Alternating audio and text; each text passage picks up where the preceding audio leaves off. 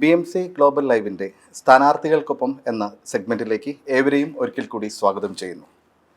ഇന്ന് നമ്മോടൊപ്പമുള്ളത് അങ്കമാലി മുനിസിപ്പാലിറ്റിയിലെ പ്രതിപക്ഷ നേതാവും 17-ാം വാർഡിലെ മത്സരിക്കുന്ന LDF സ്ഥാനാർത്ഥിയുമായ TY ഏലിയാസ് ആണ്. TY ഏലിയാസ്, സ്വാഗതം. ഏലിയാസ്, എന്തൊക്കെയുണ്ട് വിശേഷം? നല്ല വിശേഷം. നായത്തോടാണ് വീട്. എന്ത് പറയുന്നു, നായത്തോടെ ഇലക്ഷൻ പ്രവർത്തനങ്ങളൊക്കെ എങ്ങനെ? ഇലക്ഷൻ പ്രവർത്തനം നന്നായിട്ട് ഉഷാറായിട്ട് പോകുന്നു. കഴിഞ്ഞ 2 വർഷവും, 2 വർഷമല്ല, കഴിഞ്ഞ 2 കാലഘട്ടത്തിലും നായത്തോടിനെ പ്രതിനിധീകരിച്ച കൗൺസിലറാണ്. എന്താണ് ഈ ഒരു ഇലക്ഷനെ, എങ്ങനെ ഈ ഇലക്ഷനെ നോക്കിക്കാണുന്നു? ഈ ഇലക്ഷനിൽ ഞാൻ മത്സരിക്കുന്ന വാർഡിൽ നല്ല ഭൂരിപക്ഷം ജയിക്കും എന്ന് മാത്രമല്ല, അങ്കമാലി നഗരസഭയിൽ ഇടതുപക്ഷ ജനാധിപത്യ മുന്നണിക്ക് ഭരണം തിരിച്ചു പിടിക്കുവാനുള്ള എല്ലാ സാഹചര്യങ്ങളും അതിൻ്റെ കളം ഒരുങ്ങിക്കഴിഞ്ഞു.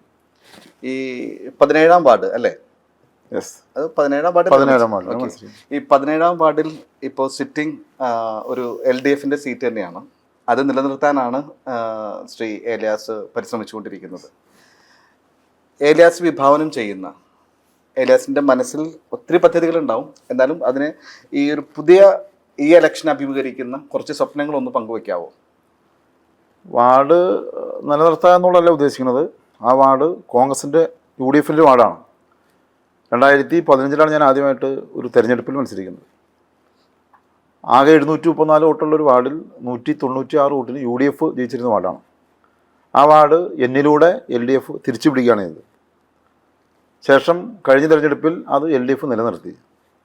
വീണ്ടും നല്ല ഭൂരിപക്ഷത്തിൽ ആ ജയിക്കും എന്ന കാര്യത്തിൽ യാതൊരു തർക്കവും പ്രദേശവാസികൾക്കില്ല. ഒരു റൗണ്ട് എല്ലാ വീടുകളും കയറി 1-ാം വട്ട പ്രചരണം പൂർത്തീകരിച്ചപ്പോൾ വലിയ ആത്മവിശ്വാസം നമുക്ക് ലഭിക്കുകയുണ്ടായി. ഒരു പ്രത്യേകത, അങ്കമാലി നഗരസഭയിലെ ഏറ്റവും വോട്ട് കുറഞ്ഞ ഒരു വാർഡാണ് എയർപോർട്ട് വാർഡ്. 650 വോട്ടാണ് ഏറ്റവും അവസാനം ഒടുവിൽ വന്ന വോട്ടർ പട്ടികയിലുള്ളത്. അതിൽ 65 പേര് വിദേശത്തോ കിടപ്പ് രോഗികളായിട്ട് 65 പേരുണ്ട്. പോൾ ചെയ്യാവുന്ന വോട്ടിൻ്റെ എണ്ണം 585ആണ്. 585 വോട്ടാണ് ആകെ അവിടെ പോൾ ചെയ്യാൻ സാധ്യതയുള്ളൂ. അതിൽ തന്നെ അന്ന് എന്തെങ്കിലും അത്യാഹിതം സംഭവിച്ചു കഴിഞ്ഞാൽ, സംഭവിക്കാതിരിക്കട്ടെ, അപ്പോൾ വോട്ടിൻ്റെ എണ്ണം കുറയാനേ സാധ്യതയുള്ളൂ, ഒരു കാരണവശാലും കൂടാൻ ഒരു സാധ്യതയില്ല. ഇപ്പോൾ എയർപോർട്ട് വാർഡാണത്. T3 ടെർമിനൽ, ആഭ്യന്തര ടെർമിനൽ സ്ഥിതി ചെയ്യുന്നത് ഈ വാർഡിലാണ്. അതിൻ്റേതായിട്ടുള്ള ഒരു ഗുണം നാളിതുവരെ എയർപോർട്ട് വന്നതിന് ശേഷം 4 നൂറ്റാണ്ട് കാലമായിട്ടും പരിസര പ്രദേശത്തിന് സിയാലുമായി ബന്ധപ്പെട്ട് ഒരു തരത്തിലും CSR ഫണ്ട് ഉപയോഗപ്പെടുത്തിക്കൊണ്ടുള്ള വികസനമോ പശ്ചാത്തല സൗകര്യ വികസനത്തിനോ ഒന്നും നാളിതുവരെ സിയാല് പ്രദേശവാസികളുമായോ നഗരസഭയുമായോ സഹകരിച്ചിട്ടില്ല. ഇത്തവണ അങ്ങനെ ഒരു സാഹചര്യം വരുമ്പോൾ സ്വാഭാവികമായും ബന്ധപ്പെട്ട സംസ്ഥാന ഗവൺമെൻറ്റുമായി ഉൾപ്പെടെ ഇടപെട്ടുകൊണ്ട്, മിനിസ്റ്റർ ലെവലിൽ ഉൾപ്പെടെ ഇടപെട്ടുകൊണ്ട് സിയാൽ MDയെ കണ്ട് ആ പ്രദേശത്തിൻ്റെ പ്രധാനമായും അവിടെ ചെയ്യേണ്ടതുള്ള സർവീസ് റോഡുകളുടെ വിപുലീകരണമാണ് ഏറ്റവും പ്രധാനമായി വരേണ്ടത്. കാരണം ആ പ്രദേശം നിരവധി ഹോസ്റ്റലുകളും ലോഡ്ജുകളും റെസിഡൻഷ്യൽ ഏരിയ എന്നുള്ള കാഴ്ചപ്പാട് മാറി ഒരു വ്യവസായ സൗഹൃദ ഏരിയ ആയിട്ട് മാറിയിട്ടുണ്ട്. അപ്പോൾ അതിന് കുറേ കൂടി ആക്കം നൽകുന്ന തരത്തിൽ അവിടെ സ്വാഭാവികമായും ഇനി ആ പ്രദേശത്ത് വീട് വെച്ച് താമസിക്കുക എന്നുള്ള അത്ര എളുപ്പമുള്ള കാര്യമൊന്നുമല്ല. എയർപോർട്ടുമായി ബന്ധപ്പെട്ട അനുബന്ധ വികസന പ്രവർത്തനങ്ങൾ നടക്കേണ്ട ഒരു പ്രദേശമാണ്. ഇനിയിപ്പോൾ IT ഹബ്ബ് ഉൾപ്പെടെ സിയാലിൻ്റെ നേതൃത്വത്തിലൂടെ വരാൻ പോവുകയാണ്. മെട്രോ റെയിൽവേ സ്റ്റേഷൻ ഉൾപ്പെടെ വരാൻ പോകുന്നതെന്നാണ് മനസ്സിലാക്കാൻ കഴിയുന്നത്. റെയിൽവേ സ്റ്റേഷൻ ഉൾപ്പെടെ ആ ഭാഗത്ത് വരാൻ പോവുകയാണ്. അങ്ങനെ വരുമ്പോൾ സ്വാഭാവികമായിട്ടും പ്രദേശത്തിൻ്റെ ഇപ്പോൾ കാണുന്ന കെട്ടിലും മട്ടിലും മാറ്റം വരാൻ എല്ലാ സാധ്യതയാണ് ഇപ്പോൾ കാണുന്നത്. അങ്ങനെ വരുമ്പോൾ ആ പ്രദേശത്തിൻ്റെ പ്രാദേശിക റോഡ് ഉൾപ്പെടെ, ഇപ്പോൾ റോഡുകൾക്കൊന്നും വലിയ പ്രശ്നമൊന്നും നിലവിലില്ല എങ്കിൽ പോലും റോഡുകളുടെ വിപുലീകരണം ഉൾപ്പെടെ അവിടെ വേണ്ടതുണ്ട്. അത് സ്വാഭാവികമായി നഗരസഭ മാത്രം വിചാരിച്ച് നടക്കുന്ന കാര്യമല്ല. മറ്റുള്ള പല പ്രദേശങ്ങളിലും സിയാല് പോലെയുള്ള വൻകിട സ്ഥാപനങ്ങൾ CSR ഫണ്ട് അതത് പ്രദേശത്തെ പ്രാദേശിക വികസനത്തിന് ഉപയോഗിക്കാറുണ്ട്. നാളിതുവരെ അത് നമുക്ക് കാര്യമായിട്ടെന്നല്ല, ആകെ ഒരു കുറച്ച് സ്ട്രീറ്റ് ലൈറ്റ് കിട്ടിയെന്നുള്ളതല്ലാതെ മറ്റൊരു കാര്യവും സിയാൽ ഇതുവരെ നമ്മൾ സഹകരിച്ചിട്ടില്ല. അതിന് വേണ്ടുന്ന ഒരു ഇടപെടൽ നടത്തിക്കൊണ്ട് പ്രദേശത്ത് ഒരു കളി ഗ്രൗണ്ട് ഉൾപ്പെടെ ഉണ്ടാക്കാൻ പറ്റുമോ എന്നുള്ള ഒരു ചിന്തയാണ് ഇപ്പോൾ നമ്മൾ നയിക്കുന്നത്. ഈ മറ്റൂർ എയർപോർട്ട് റോഡ്, അത് സിയാലിൻ്റെ എന്തെങ്കിലും ഫണ്ട് ഉപയോഗിച്ചിട്ട്? ഒരു റോഡും സിയാലിൻ്റെ ഫണ്ട് ഉപയോഗിച്ചാലാണ് സംസ്ഥാന ഗവൺമെൻറ് കിഫ്ബി പദ്ധതി ഉൾപ്പെടെ ഉപയോഗപ്പെടുത്തിക്കൊണ്ടാണ് BMC നിലവാരത്തിലാണ് ഇപ്പോൾ നിലവിൽ റോഡ് ഉള്ളത്. അത് വീണ്ടും ഗവൺമെൻറ് പണം നൽകിക്കൊണ്ട്, ഇപ്പോൾ വേങ്ങൂർ എയർപോർട്ട് റോഡായാലും മറ്റൂർ കരിയാട് റോഡായാലും സംസ്ഥാന ഗവൺമെൻറ്റിൻ്റെ ഫണ്ട് ഉപയോഗപ്പെടുത്തിക്കൊണ്ട് വീണ്ടും അത് BMC നിലവാരത്തിൽ ടാർ ചെയ്യാനേ മാത്രമാണ് ഉദ്ദേശിച്ചിട്ടുള്ളൂ. അതിനകത്ത് വരുമ്പോൾ ഒറ്റ കാര്യങ്ങളുള്ളത്, മറ്റൂർ കരിയാട് റോഡ് അത്യാവശ്യം നല്ല റോഡാണ്. പക്ഷേ വടക്കൻ ജില്ലകളിൽ നിന്നും, കാസർഗോഡ് ഉൾപ്പെടെയുള്ള വടക്കൻ ജില്ലകളിൽ നിന്നും സിയാലിലേക്ക്, കൊച്ചി അന്താരാഷ്ട്ര വിമാനത്തിലേക്ക് വരുന്ന ആളുകൾ ഇപ്പോൾ അങ്കമാലി വന്നു കഴിഞ്ഞാൽ എയർപോർട്ടിലേക്ക് പോകുന്നതിന് ഒരുപാട് പ്രയാസപ്പെടുന്ന അവസ്ഥയാണ്. വേങ്ങൂർ മുതൽ കവരപ്പറമ്പ്, സെൻറ്റ് ജോർജ്, താഴത്തപ്പള്ളി വരെയുള്ള ഭാഗം അഡ്വക്കേറ്റ് ജോസ് തെറ്റയിൽ MLA ആയിരിക്കുന്ന സമയത്ത് വീതി കൂട്ടി പണിതിട്ടുണ്ട്. ശേഷം കവരപ്പറമ്പ്, സെൻറ്റ് ജോർജ് പള്ളി മുതൽ നായത്തോട് ഭാഗം വരെ, എയർപോർട്ട് ഭാഗം വരെയുള്ള സ്ഥലത്ത് വീതി കൂട്ടുകയോ റോഡ് എന്തെങ്കിലും മെച്ചപ്പെടുത്തുകയോ നാളെ ഇതിൽ ചെയ്തിട്ടില്ല. തന്നെയുമല്ല, ഇപ്പോൾ നമുക്ക് ഇറിഗേഷനിൽ നിന്ന്, വാട്ടർ അതോറിറ്റിയിൽ നിന്ന് ലഭിക്കുന്ന കുടിവെള്ളം ഉൾപ്പെടെ അത് കാലടിപ്പുഴയിൽ നിന്നും അങ്കമാലി കുന്നുഭാഗത്തേക്ക് വാട്ടർ ടാങ്കിലേക്ക് വരുന്നത് MC റോഡ് വഴിയാണ്. അതിപ്പോൾ മാറ്റി മറ്റൂരിൽ നിന്ന് നായത്തോട്, ചെത്തിക്കോട് വഴി വീണ്ടും വേങ്ങൂർ വഴി പോകാൻ ഉള്ള പണികൾ നടന്നുകൊണ്ടിരിക്കുകയാണ്. അങ്ങനെ വരുമ്പോൾ ഇപ്പോൾ റോഡ് വളരെ കൺജസ്റ്റഡ് ആയിട്ടുള്ള അവസ്ഥയാണ്. റോഡിന് വീതിയില്ല. ഈ വർക്ക് കൂടി നടക്കുകയാണ്. ഇനി വേണ്ടത് ആ റോഡ് സ്ഥലം ഏറ്റെടുത്ത് ഗവൺമെൻറ് സ്ഥലം അക്വയർ ചെയ്ത് കവരപ്പറമ്പ് മുതൽ എയർപോർട്ട് വരെയുള്ള ഭാഗത്തേക്ക് വീതി കൂട്ടി റോഡ് പണിതാൽ മാത്രമാണ് അതുവഴിയുള്ള വികസന സാധ്യതയുള്ളത്. അല്ലെങ്കിൽ ഈ പറയുന്ന റൂട്ടിലേക്ക് വടക്കൻ മേഖലയിൽ നിന്ന് വരുന്ന ഒരു വാഹനവും വരാൻ സാധ്യതയില്ല. അങ്ങനെ വരുമ്പോൾ നായത്തോട് പോലെയുള്ള പ്രദേശം ഉറങ്ങിപ്പോകുന്നൊരവസ്ഥ വരും. അപ്പോൾ അതുണ്ടാകാൻ പാടില്ല. അത് ബന്ധപ്പെട്ട സംസ്ഥാന ഗവൺമെൻറ് ചെയ്യുന്ന കാര്യമാണ്. ഗവൺമെൻറ് ചെയ്യണമെങ്കിൽ ബഹുമാന്യായ MLA ഉൾപ്പെടെ അതിന് ഇനിഷ്യേറ്റീവ് എടുക്കേണ്ടതുണ്ട്. ഇപ്പോഴത്തെ ഒരു അവസ്ഥ അനുസരിച്ച് അങ്ങനെ ഒരു ഇനിഷ്യേറ്റീവ് എടുക്കുന്നതായിട്ട് കാണാൻ കഴിയുന്നില്ല. അത് വന്നാൽ മാത്രമാണ് നായത്തോടുള്ള പ്രദേശത്തിന് വികസനം സാധ്യമാവുള്ളൂ. കഴിഞ്ഞ 5 വർഷം അങ്കമാലി മുനിസിപ്പാലിറ്റി എതിർകക്ഷിയുടെ ലീഡർ എന്ന നിലയ്ക്ക് അങ്കമാലി മുനിസിപ്പാലിറ്റി വളരെയധികം നല്ല കാര്യങ്ങൾ ചെയ്തു എന്നാണ് അവർ അവകാശപ്പെടുന്നത്. അപ്പോൾ ഏലിയാസിൻ്റെ കാഴ്ചപ്പാടിൽ ഒരു പ്രതിപക്ഷ കൗൺസിലർ എന്ന നിലയിൽ ഏലിയാസിൻ്റെ കാഴ്ചപ്പാടിൽ എന്താണ് കഴിഞ്ഞ 5 വർഷം അങ്കമാലി മുനിസിപ്പാലിറ്റിക്ക് സംഭവിച്ചിട്ടുണ്ടാവുക? യഥാർത്ഥത്തിൽ തദ്ദേശ സ്വയംഭരണ സ്ഥാപനങ്ങളിൽ ഭരണപ്രതിപക്ഷം എന്നുള്ള വാക്കില്ല. യഥാർത്ഥത്തിൽ ഭരണസമിതിയാണ്. പ്രതിപക്ഷം എന്ന വാക്ക് അത് സാങ്കല്പികം മാത്രമാണ്. പ്രതിപക്ഷ നേതാവെന്നൊക്കെ പറയുമെങ്കിൽ പോലും ഞാൻ തന്നെയുള്ള കാര്യങ്ങൾ പറയാം. അതാണൊരു രീതി. പക്ഷേ നമ്മൾ തെരഞ്ഞെടുപ്പിൽ മത്സരിക്കുമ്പോൾ ഏത് പാർട്ടിയുടെ ആളാണെന്ന് ചോദിക്കുന്നുണ്ട്. അത് സംസ്ഥാന നിയമസഭയിലേക്ക് നടക്കുന്ന തിരഞ്ഞെടുപ്പായാലും അതല്ലെങ്കിൽ പാർലമെൻറ്റിലേക്ക് തിരഞ്ഞെടുപ്പായാലും അതിനകത്തൊക്കെ ഈ പാർട്ടി ഏതാണ് ചിഹ്നം എന്നൊക്കെ ചോദിക്കേണ്ടത്. അതുപോലെ തന്നെ ഇവിടെ ചോദിക്കുന്നത്. അപ്പോൾ സ്വാഭാവികം അങ്ങനെ പറഞ്ഞതിൽ വേറെ തെറ്റൊന്നുമില്ല. ഒരു കാര്യമുള്ളത്, അങ്കമാലി നഗരസഭയ്ക്ക് ഇപ്പോൾ 45 വയസ്സ് പൂർത്തീകരിച്ചു. അങ്കമാലി നഗരസഭ രൂപീകൃതമായത് 1980-കളിലാണ്. 80-ന് ശേഷം 2015 വരെയുള്ള തിരഞ്ഞെടുപ്പുകളിൽ, എല്ലാ തിരഞ്ഞെടുപ്പുകളിലും ജനങ്ങൾ ഭരിക്കാനുള്ള അവകാശം കൊടുത്തത് കോൺഗ്രസ് പാർട്ടിക്കാണ്, UDF-നാണ് 2015 വരെ. എന്നാൽ പലപ്പോഴും കോൺഗ്രസിൻ്റെ ഉള്ളിലെ ചക്കളത്തി പോരും ഗ്രൂപ്പ് പോരും അവരുടെ ഗ്രൂപ്പ് പോലെ വൈര്യം മൂത്ത് പലപ്പോഴും 6 മാസക്കാലവും 8 മാസവും 1 വർഷവും എല്ലാം ഇടതുപക്ഷത്തിന് ഭരിക്കാനുള്ള അവസരം ലഭിച്ചിട്ടുണ്ട്. അങ്ങനെ ലഭിച്ചതൊഴികെ പിന്നീട് 2015 നടന്ന തിരഞ്ഞെടുപ്പിലാണ് 30-ൽ 19 സീറ്റ് ഇടതുപക്ഷത്തിന് ലഭിക്കുന്നത്. അന്നാണ് ഞാൻ ആദ്യമായിട്ട് മത്സരിച്ചിരിക്കുന്നത്. അതെ. അപ്പോൾ അന്ന് നടപ്പാക്കിയ വികസനമല്ലാതെ എടുത്തു പറയത്തക്ക തരത്തിലുള്ള ഏതെങ്കിലും ഒരു നേട്ടം ഈ 45 വർഷക്കാലത്തിനുള്ളിൽ ഉണ്ടോ എന്ന് ചോദിച്ചാൽ ഇല്ല എന്ന് തന്നെയാണ് വസ്തുതാപരമായി നമുക്ക് മനസ്സിലാക്കാൻ കഴിയുന്നത്. ഇത് വസ്തുതകൾ നിരത്തിയുള്ള കണക്കാണ്. വെറുതെ നമ്മൾ കാടടച്ച് പിടിച്ചിട്ട് കാര്യമില്ല. അപ്പോൾ ഏലേസ്, ഞാൻ എൻ്റെ ഇടയ്ക്ക് ഒന്ന് സംസാരിച്ചോട്ടെ. ഈ അങ്കമാലിയിലെ ISOയുടെ സർട്ടിഫിക്കറ്റ് അങ്കമാലി മുനിസിപ്പാലിറ്റിക്ക് കിട്ടിയതായിട്ട് ഞാൻ വായിച്ചിരുന്നു.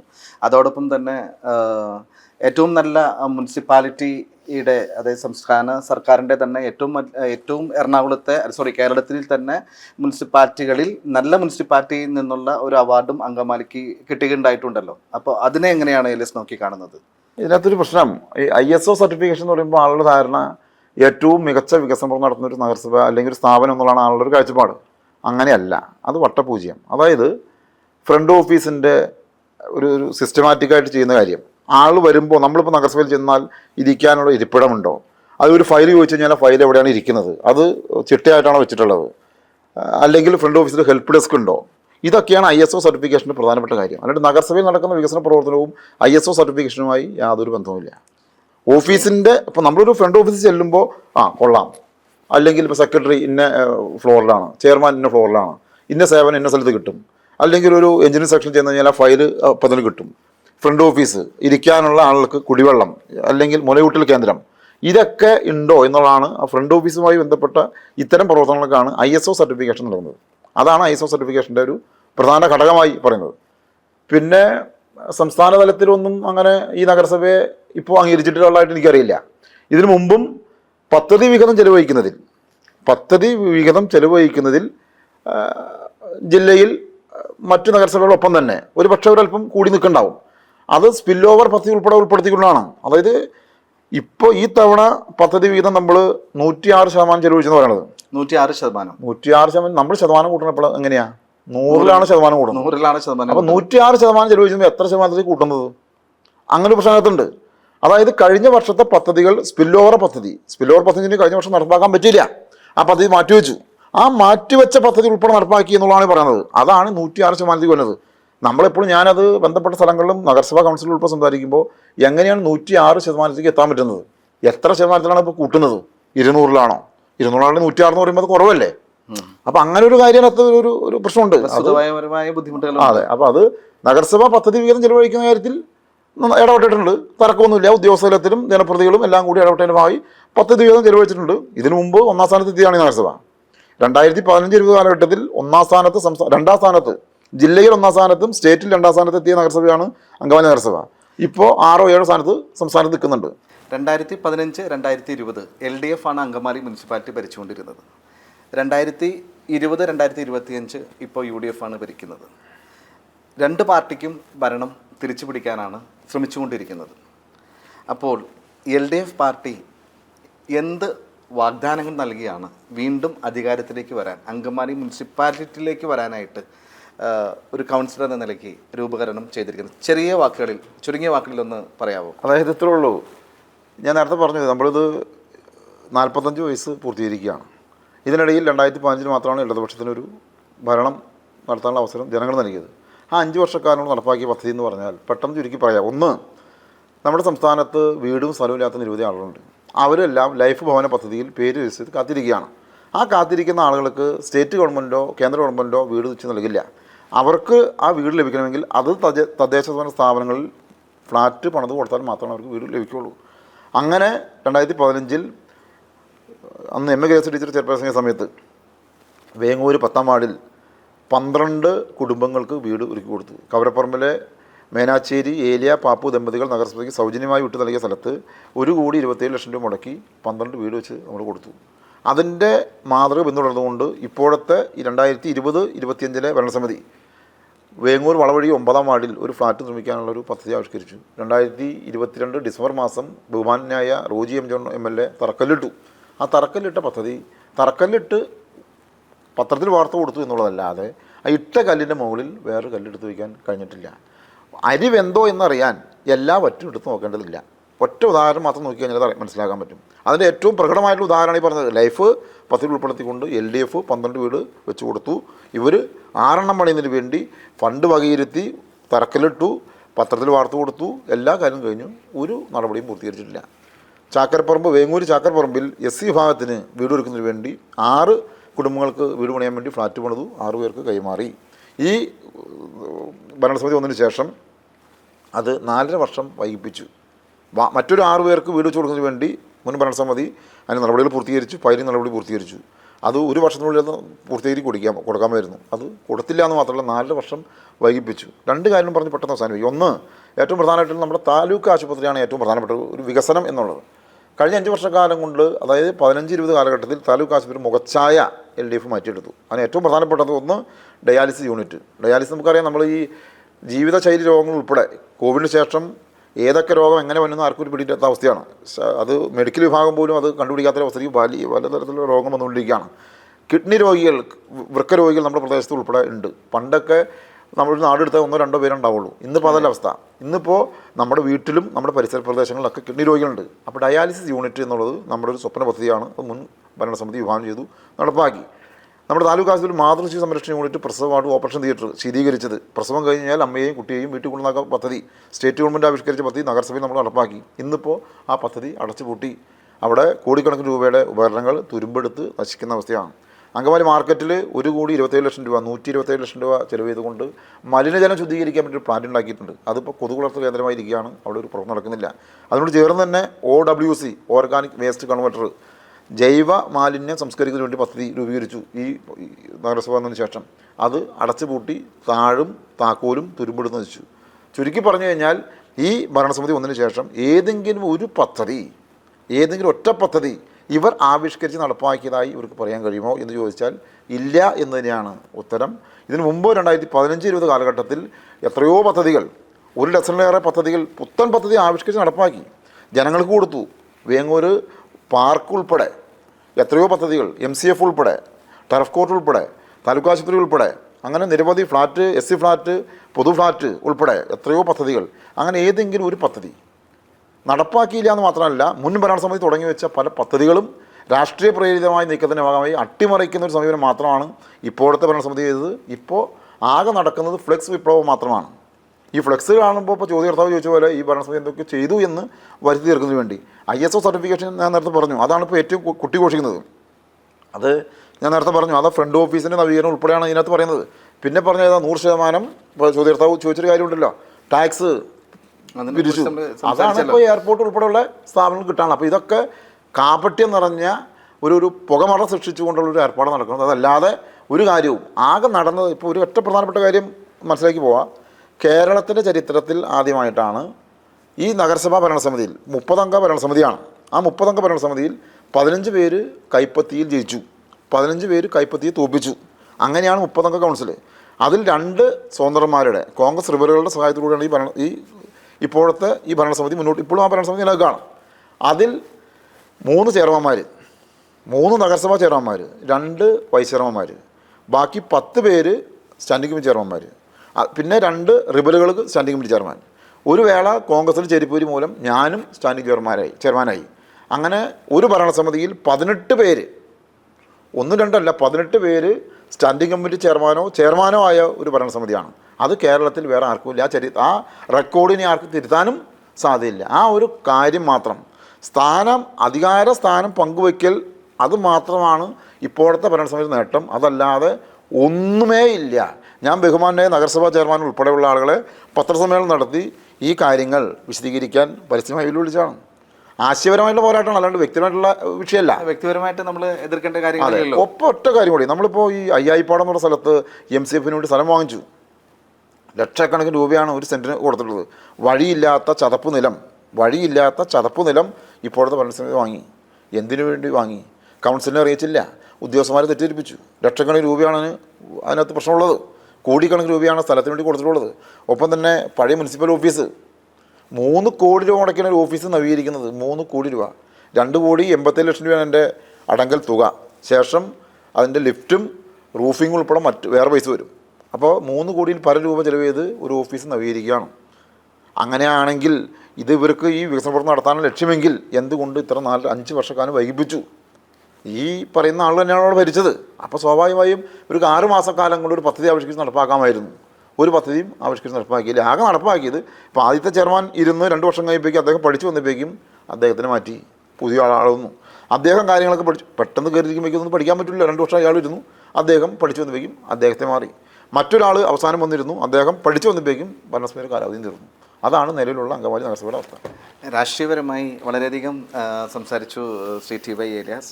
ഇനിയും TY ഏലിയാസിൻ്റെ കുടുംബകാര്യങ്ങളെക്കുറിച്ച് അല്ലെങ്കിൽ കുടുംബത്തെക്കുറിച്ച് ഒന്ന് വിവരിക്കാമോ? ഞാനൊരു കർഷക തൊഴിലാളിയായിട്ടുള്ള യോഹനാൻ എന്ന് പറയുന്ന ആളുടെയും സാറാമ്മയുടെയും മകനാണ്. ഞാനൊരു കൂലി തൊഴിലാളിയാണ്. ഇപ്പോഴും ഞാൻ ഡ്രൈവറാണ്, വാഹനം ഓടിച്ചാണ് ജീവിക്കുന്നത്. ഒരു 28-30 വർഷക്കാലമായിട്ട് തൊഴിലെടുത്ത് ജീവിക്കുകയാണ്. ഞാൻ ഈ നഗരസഭയിലെ വികസനകാര്യ സ്റ്റാൻഡിംഗ് ചെയർമാനായ സമയത്തും പ്രതിപക്ഷ നേതാവായിരിക്കുന്ന സമയത്തെല്ലാം എൻ്റെ തൊഴിൽ കഴിഞ്ഞിട്ടാണ് ഞാൻ നഗരസഭയിൽ വരുന്നത്. ഈ നഗരസഭാ കൗൺസിലർ എന്നുള്ളത്, അല്ലെങ്കിൽ ജനപ്രതി എന്നുള്ളത്, അല്ലെങ്കിൽ പൊതുപ്രവർത്തനം എന്നുള്ളത് വരുമാന മാർഗ്ഗമല്ല. വരുമാനത്തിലുള്ള മാർഗ്ഗം നമ്മൾ കണ്ടെത്തിയിട്ടാണ് പൊതുപ്രവർത്തനം പോകാൻ പാടുള്ളൂ. അതല്ലെങ്കിൽ സ്വാഭാവികമായും ആ രംഗത്ത് അഴിമതി നടക്കും. എങ്ങനെയാണ് ജീവിക്കുന്ന ആൾ ചോദിക്കും. അപ്പോൾ വരുമാനം ഉണ്ടാക്കുക എന്നുള്ളത് വളരെ പ്രധാനപ്പെട്ട കാര്യമാണ്. ജീവിക്കാനുള്ള വരുമാനം ഉണ്ടാക്കുക എന്നുള്ളത് വളരെ പ്രധാനപ്പെട്ട കാര്യമാണ്.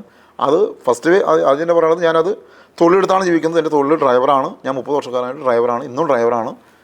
അപ്പോൾ അതാണ് എൻ്റെ തൊഴിൽ.